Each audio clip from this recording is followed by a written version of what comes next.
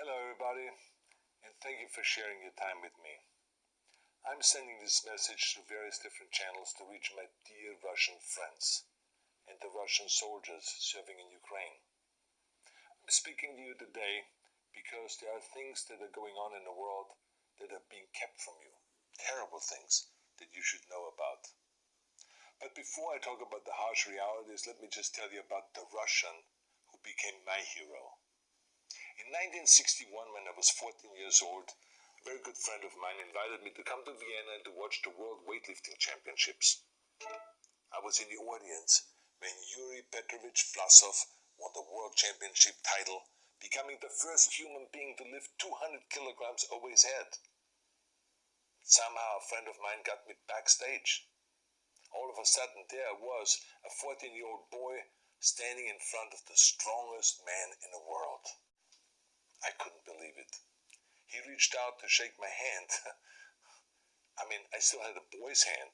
He had this powerful man's hand that swallowed mine. But he was kind, and he smiled at me. I would never forget that day. Never. I went home and put his photo above my bed to inspire me when I started lifting weights. My father told me to take down that picture and to find a German or Austrian hero. He got really angry, and we argued back and forth. He didn't like Russians because of his experience in the Second World War. You see, he was injured at Leningrad, where the Nazi army that he was part of did vicious harm to the great city and to its brave people. But I did not take the photograph down, no, because it didn't matter to me what flag Yuri Vlasov carried. My connections to Russia didn't stop there, by the way. Oh, it actually deepened when I traveled there with bodybuilding and for my movies and met all my Russian fans. And on one of those trips, I remember, I met Yuri Vlasov once again. It was in Moscow during the filming of Red Heat, which was the first American movie allowed to film in Red Square. Now, he and I spent the whole day together. He was so thoughtful, so kind, and so smart, and, of course, very giving. He gave me this beautiful blue coffee cup, and ever since then I've been drinking my coffee out of every morning. Now, the reason why I'm telling you all of those things is that ever since I was 14 years old, I've had nothing but affections and respect for the people of Russia. The strength and the heart of the Russian people have always inspired me. That is why I hope that you will let me tell you the truth about the war in Ukraine and what is happening there. No one likes to hear something critical of the government, I understand that. But, as a long-time friend of the Russian people, I hope that you will hear what I have to say. And may I remind you that I speak with the same heartfelt concern as I spoke to the American people when there was an attempted insurrection on January 6th last year, when a wild crowd was storming the US Capitol, trying to overthrow our government. You see, there are moments like this that are so wrong, and then we have to speak up. It is exactly the same with your government. I know that your government has told you that this is a war to denazify Ukraine.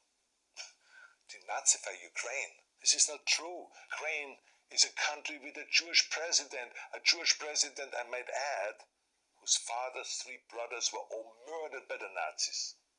You see, Ukraine did not start this war. Neither did nationalists or Nazis. Those in power in the Kremlin started this war. This is not the Russian people's war. No. As a matter of fact, let me tell you, what you should know is that 141 nations at the UN voted that Russia was the aggressor and called for it to remove its troops immediately. Only 4 countries in the entire world voted with Russia. That is a fact. See, the world has turned against Russia because of its actions in Ukraine. Whole city blocks have been flattened by Russian artillery and bombs, including a children's hospital and a maternity hospital. 3 million Ukrainian refugees, mainly women, children, and elderly, fled their country, and many more are trying to seek to get out. It is a humanitarian crisis. Because of its brutality, Russia is now isolated from the Society of Nations. You're also not being told the truth about the consequences of this war on Russia itself. I regret to tell you that thousands of Russian soldiers that have been killed. They have been caught between Ukrainians fighting for their homeland and the Russian leadership fighting for conquest. Massive amounts of Russian equipment have been destroyed or abandoned. The destruction that Russian bombs are raining down upon innocent civilians has so outraged the world that the strongest global economic sanctions ever taken have been imposed on your country. Those who don't deserve it on both sides of the war will suffer. The Russian government has lied not only to the citizens, but to its soldiers. Some of the soldiers were told they were going to fight Nazis. Some were told that the Ukrainian people would greet them like heroes, and some were told that they were simply going on exercise. They didn't even know that they were going into war. And some were told that they were there to protect ethnic Russians in Ukraine. None of this is true. The fact is that Russian soldiers have faced fierce resistance from the Ukrainians who want to protect their families and their country. When I see babies being pulled out of ruins, I think that I'm watching a documentary about the horrors of the Second World War, not the news of the day. Now let me tell you, when my father arrived in Leningrad, he was all pumped up on the lies of his government. When he left Leningrad, he was broken, physically and mentally. He lived the rest of his life in pain. Pain from a broken back, pain from the shrapnel that always reminded him of these terrible years, and pain from the guilt that he felt. To the Russian soldiers listening to this broadcast, you already know much of the truth that I've been speaking. You have seen it with your own eyes. I don't want you to be broken like my father. This is not the war to defend Russia that your grandfathers or your great-grandfathers fought. This is an illegal war. Your lives, your limbs, your futures are being sacrificed for a senseless war condemned by the entire world. Now to those in power in the Kremlin, let me just ask you, why would you sacrifice this young man for your own ambitions?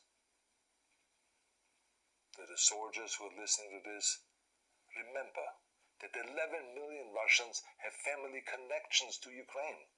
So every bullet you shoot a brother or a sister. Every bomb or every shell that falls is falling not on an enemy, but on a school, or a hospital, or a home. I know that the Russian people are not aware of such things are happening.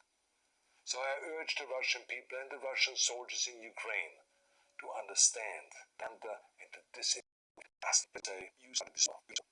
now closing a message against the invasion of Ukraine. The world has seen your bravery. We know that you have suffered the consequences of your courage.